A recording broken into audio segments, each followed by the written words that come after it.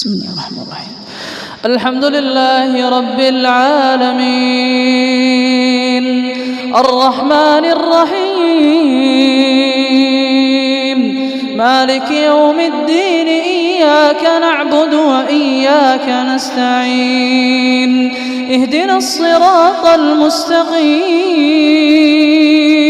صراط الذين أنعمت عليهم غير المغضوب عليهم ولا الضالين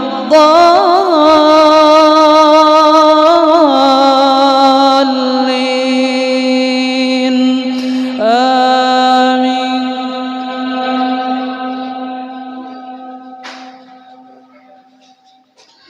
وكذلك أنزلناه قرآنا عربيا وصرفنا فيه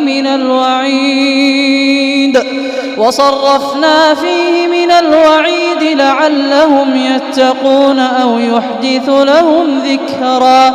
فتعالى الله الملك الحق ولا تعجل بالقرآن من قبل أن يقضى إليك وحيه وقل رب زدني علما.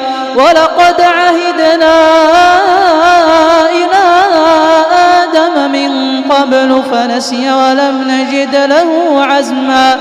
وإذ قلنا للملائكة اسجدوا لآدم فسجدوا إلا إبليس أبى. فقلنا يا آدم إن هذا عدو لك ولزوجك فلا يخرجنكما من الجنة فتشقى.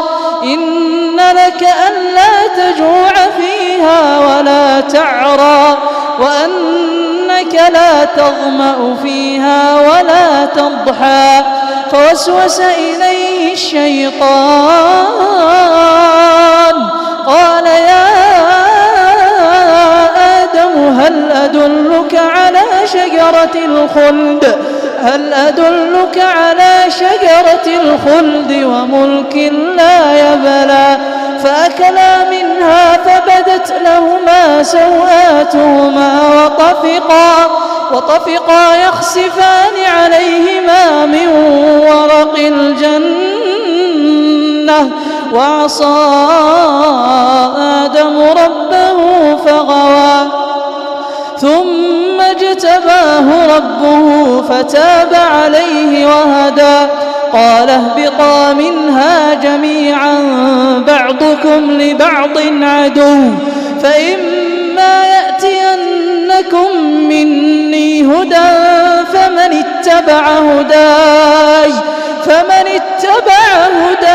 فلا يضل ولا يشقى. ومن أعرض عن ذكري فإن له معيشة ضنكا ونحشره يوم القيامة أعمى. قال رب لم حشرتني أعمى وقد كنت بصيرا.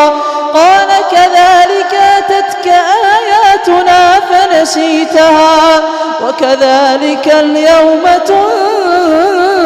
تنسى. وكذلك نجزي من أسرف ولم يؤمن بآيات ربه ولعذاب الآخرة أشد وأبى.